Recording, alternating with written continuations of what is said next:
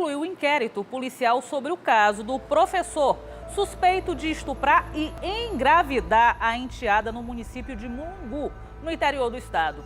Um mandado de prisão preventivo, ele estava com mandado de prisão preventivo em aberto. O professor foi indiciado por estupro de vulnerável e segue sendo procurado pelas autoridades policiais. Mas o que chamou, minha gente, a atenção dos policiais foi o quarto, a gente está vendo aí nas imagens, ó, o quarto que a polícia descobriu. Olha aí, a gente está vendo no local que o quarto é um quarto erótico, foi encontrado na casa dele. A polícia, inclusive, acredita que o suspeito teria usado o cômodo para violentar sexualmente a vítima. A jovem de 14 anos, que na época do crime tinha 13 e foi estuprada no primeiro semestre de 2020 pelo então professor da Rede Municipal de Ensino de Guaramiranga. O crime só foi descoberto em agosto, quando a parente da adolescente percebeu que ela estava usando roupas muito frouxas e decidiu saber por que a jovem estava tendo aquele comportamento. Fez o teste de gravidez que acabou dando positivo. Mesmo após as denúncias, o professor continuou dando aula na rede de ensino. Desde que foi indiciado, o suspeito está sendo procurado. Nos últimos dias, nós mostramos aqui diversos casos de estupro. 2 dos casos, eles foram registrados no município de Mulungu e também em Ocara. Os suspeitos são professores da rede pública de ensino e tinham proximidade com as vítimas, O Ministério Público está investigando os casos e já indiciou, inclusive, suspeitos. Quem tem mais detalhes para a gente sobre essa história é a repórter Mara Rodrigues, que está trazendo mais informações sobre essa investigação. Mara, o que você tem para falar sobre essa questão? Boa tarde. Boa tarde, Emanuela Braga, e a todos que acompanham o Cidade 90. Olha só, eu estou no Ministério Público e eu vou conversar agora com a promotora Josiana França, que é do Núcleo de Atendimento às Vítimas de Violência, exatamente para a gente falar sobre o caso que aconteceu no município de Ocara e que está sendo investigado pelo Ministério Público. Quais são as informações que o Ministério Público apurou até agora? Boa tarde. Boa tarde. O promotor da cidade de Ocara, ele começou essa investigação já faz mais de um mês. Ele foi contactado através de um e-mail que ele divulgou. Ao ser contactado, ele percebeu a necessidade de fazer um acolhimento dessa vítima, a necessidade de ouvi-la de uma forma apropriada. Então entrou em contato, pediu auxílio do Núcleo de Atendimento às Vítimas de Violência. Nós marcamos esse acolhimento, porque quando o NUAV ele atua, o primeiro momento é de acolhimento, de oitiva dessa vítima. Então ele pediu, o doutor Antônio Forte, que é o promotor lá da cidade de Ocara, pediu o acolhimento dessa vítima. A vítima foi acolhida e decidiu querer a responsabilização. Então ela foi ouvida pelo promotor. Assim aconteceu com as 3 primeiras vítimas. Após ouvir as 3 primeiras vítimas, o promotor já solicitou ao judiciário as primeiras providências. Essas providências foram no sentido de afastar o professor da sala de aula, bem como colocar uma tornozeleira.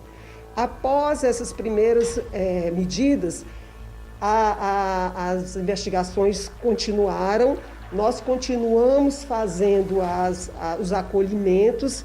Dessa feita, fomos à cidade de Ocara, junto com o promotor, fizemos visitas domiciliares. O NUAV, ele faz acolhimento tanto na nossa sede, aqui em Fortaleza, como no próprio domicílio da vítima.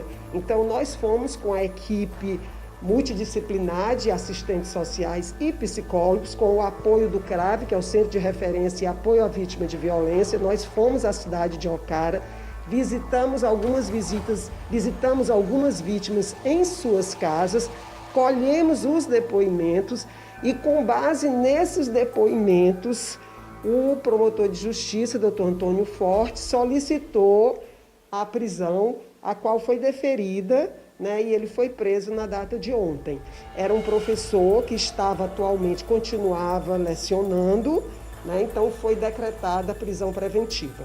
Eu acredito que no estado do Ceará não ouvi nenhum outro comentário que em relação a esse comportamento por parte de professores tenha sido o primeiro caso de uma resposta efetiva em relação a esse comportamento por parte dos professores. O Ministério Público, ele identificou quantas vítimas até o momento?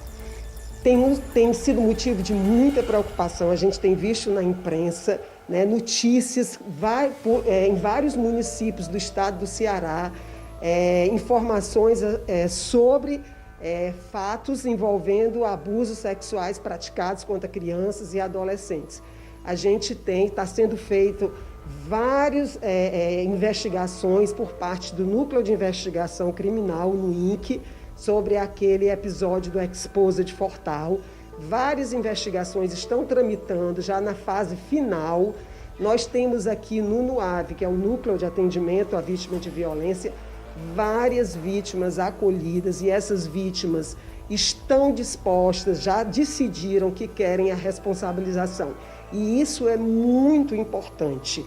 É necessário sensibilizar a vítima, é necessário que a vítima enxergue que isso só será dado um basta a partir do momento que a vítima se sensibilize que é necessário a responsabilização.